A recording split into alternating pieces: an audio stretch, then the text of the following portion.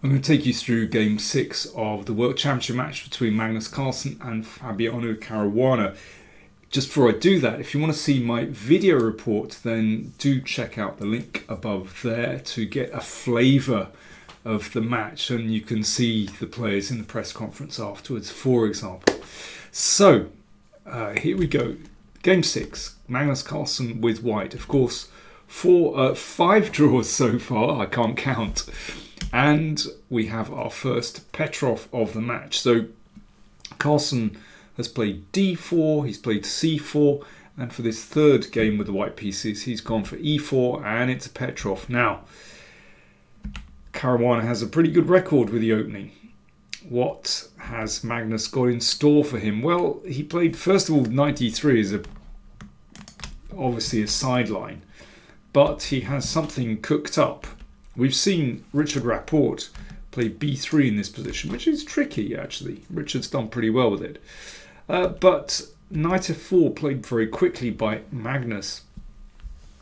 And this has been played a few times recently. It was interesting. Grishuk, when he was commentating, said, this is known. Someone told me about it a couple of weeks ago. Knight c6 just kills it. Interesting. So basically word spreads around very quickly amongst the chess elite actually when there's a new idea. And indeed, Fabiano seemed to know this one extremely well. And knight c6 is, I would say, a slightly unusual move because it doesn't prevent knight d5, which you could have done with c6. But it's a very tactical line. After knight d5, knight d4, yeah. Knight d4 just kills this line, said Grishuk. And this actually introduces a forcing sequence. I mean, it's quite funny. I mean, basically both sides can't really deviate from this line. Of course, if Magnus wants to draw straight away, he could go for this. And this forces a completely drawn position, actually. There's not a lot to play for there. But Magnus ducks out with a knight. Black ducks out with a knight. You couldn't take on c1. Now knight a3 protects the pawn. The knight goes back to protect that pawn.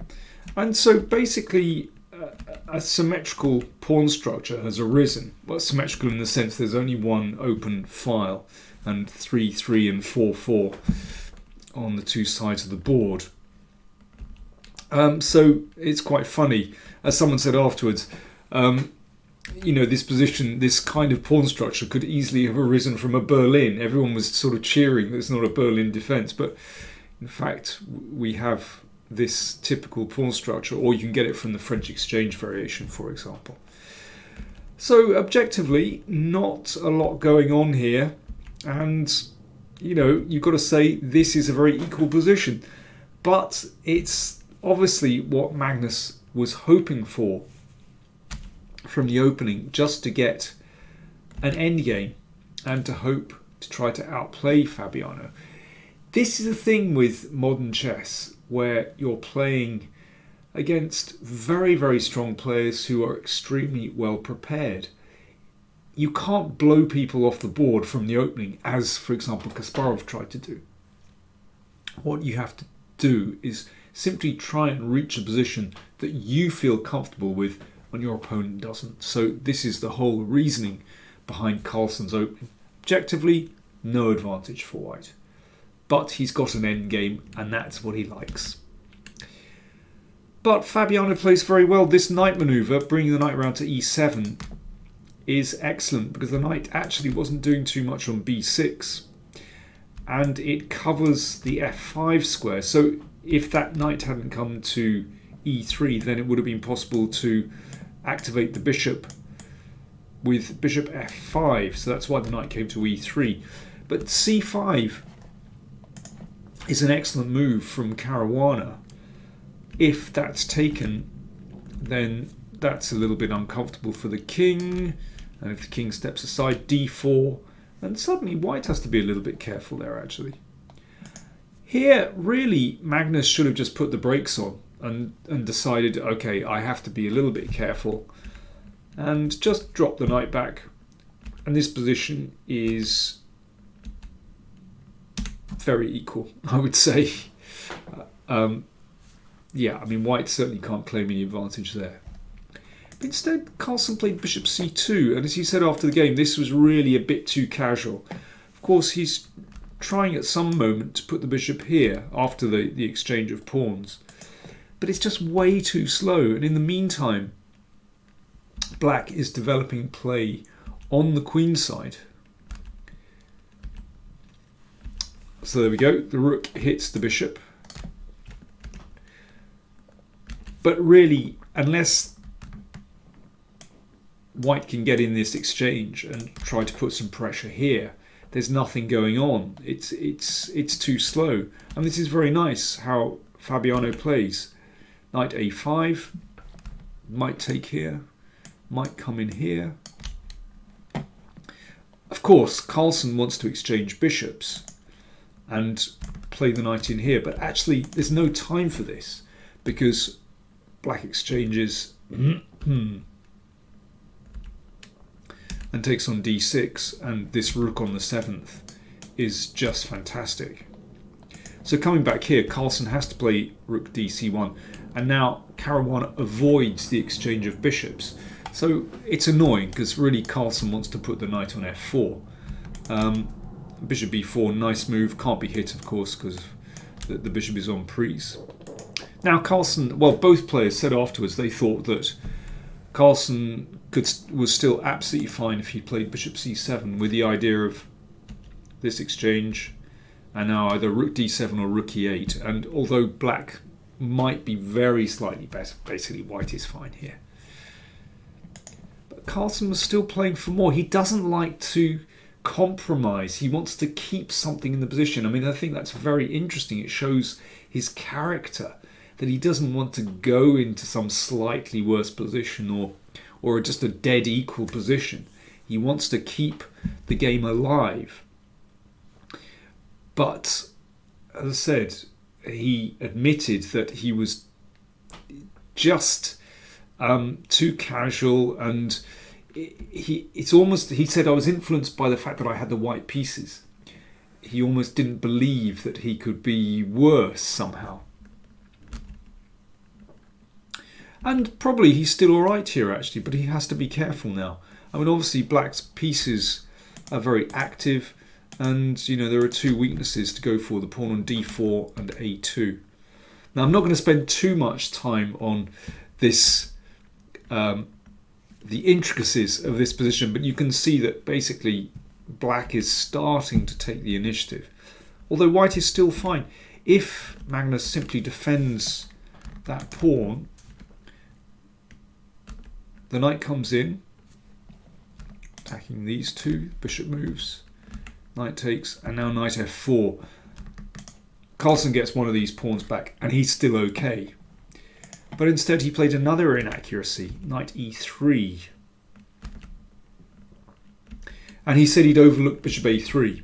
Very good move. In fact, black does not need to take there straight away because the d pawn would be hanging. Instead, Caruana improves the position of this bishop first. This is very, very clever and not obvious.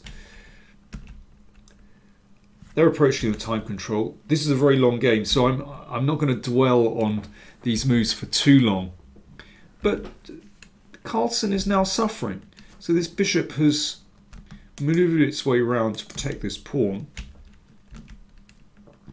And this is clever play. Instead of taking the knight offside and taking here, Caruana maneuvers this bishop round, so he's actually looking at this, you could say, more important centre pawn. Could still take an a2, but this is stronger.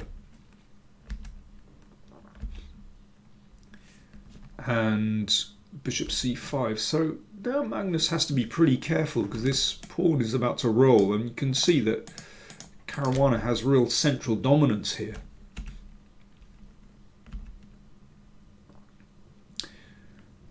And now Carlsen makes a big decision.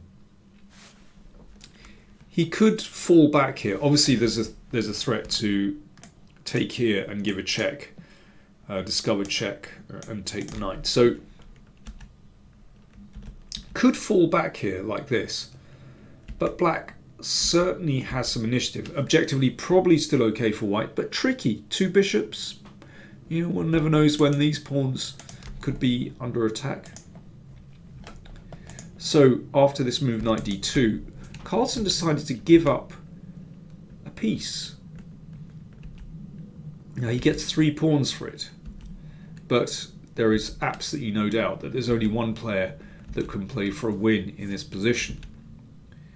So 3 pawns for the piece, but one is going to drop. So this is on prise. And now bishop a3, and the knight is going to come in to attack the a pawn. And this is a big moment actually, where Carlsen has to decide which pawn to give up. So here, does he give up the a pawn, or does he give up the b pawn? Now, he does this correctly. He gives up the b pawn simply because the a pawn is further away, and he can actually start advancing this a little bit. But it's not going to get very far, and now these pawns are fixed. It really is a case of, can white construct a fortress or not? Okay, there's lots of maneuvering going on here, but we're going to reach a situation where white really needs to bring the king in here. You know, we're getting close to a situation where this knight is going to spin round to e5, and white's king can be in huge trouble in this position actually, because once the knight reaches e5, the king can't move. So Carlsen recognised the danger and he gives up this pawn. So Caruana doesn't want to let this run a square further. That gets taken, and now the exchange and king g6. So the king reaches this key square where it attacks this pawn and can sometimes support this pawn running through. And with the king here, then it's very hard for black to get further, actually, to make any progress here. And objectively, this should be a draw.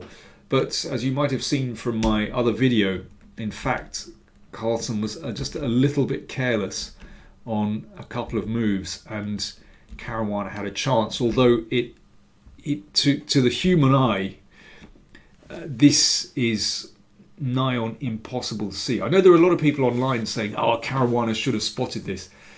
Yeah, you know, mating 32, pretty obvious. I don't think so. And this idea was so subtle. It's not just one move that black has to spot. It's a whole series of moves, and really this is beyond human understanding. It has to be said. By this stage, Fabiano said basically he just didn't think there was a way through. But to find this is nigh on impossible. If you've seen that video, you'll know that the move here is bishop h4. Okay, even this move in itself is very, very difficult to understand. Now, if you take a look at the video, you'll see the main line that I looked at, which was this. And, sorry, the idea was after bishop f3, knight g1, allowing the knight to be trapped, bizarrely. But the king reaches the corner, and in this position is basically Zugzwang. So now either the king has to move away from the pawn, or the bishop has to move, and black gets the pawn. Now there were ways for white to prolong that, but that's the basic process. But I want to take you, I mean, of course there are so many variations, it's crazy. You know, I could spend all day looking at this, but I'm not going to. However, there is one variation which I would like to demonstrate, which the players touched upon a little bit in the press conference, and I've just put a few more details on that. So instead of playing bishop f3, king h7. So this was basically Carlsen's idea in the game to block out black's king. But there is a win. So let's have a look at this. Bishop g5. Now, the king obviously can't come back to g6 because there's a check here. So the bishop is very unfortunately placed. So let's say bishop f3. So knight g3 attacks both pawns, and bishop g4. Yeah, if the king comes here, then black's king will reach the corner. So bishop g4. And now king f7. And this position is actually Zugzwang.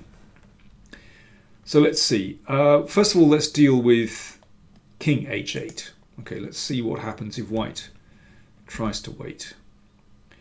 Well, what we're going to do is we're going to get that bishop round, and if white waits like this, then actually it's going to be checkmate.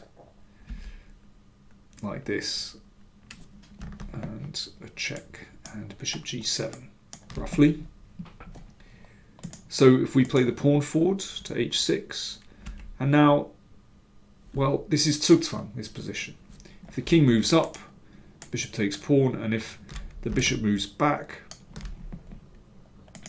then the knight is free to move because there's no bishop h5 check. That's very important. Okay, so king h8 loses. Let's go back here. So this position. So the other move is what happens if the pawn pushes straight away. And there is a fantastic finish. Just check this out. It's another very, very beautiful variation. So how do we shift the king? Well, first of all, the check, and we wait, and the bishop comes here, and again, this is a kind of Zugzwang. Actually, if bishop g6, we can play here, and that's a beautiful Zugzwang. Actually, you can see if the king comes forward, then bishop takes pawn. And the bishop has no moves, basically. These squares are covered. So after bishop d2, let's say h7, we give a check. Bishop h6, and mate next move. That is pretty cool. I really like that variation. Let's go back. So in the game, but I mean, basically Fabiano had given up, and I'll just play through the final moves.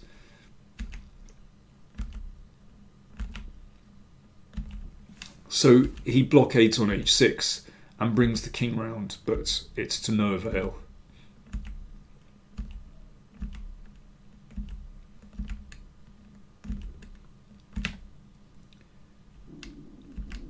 And here he gave up. And here they agree to draw. I mean, this is obviously going to be a draw because the bishop will be able to take the pawn. So a fantastic struggle. 6 games, 6 draws. When's the deadlock going to be broken? Well, it feels like we're getting closer somehow after this game. But let's see. I mean, I'm finding it very, very tense. I think the most important thing is that the games are incredibly hard fought. So I hope you're enjoying the spectacle too. If you want to support the channel, then please do consider supporting us on patreon.com, PowerPlayChess. Also donations via PayPal. If you're not a subscriber, then click on the button down there. And do check out the other videos as well. Thanks for watching.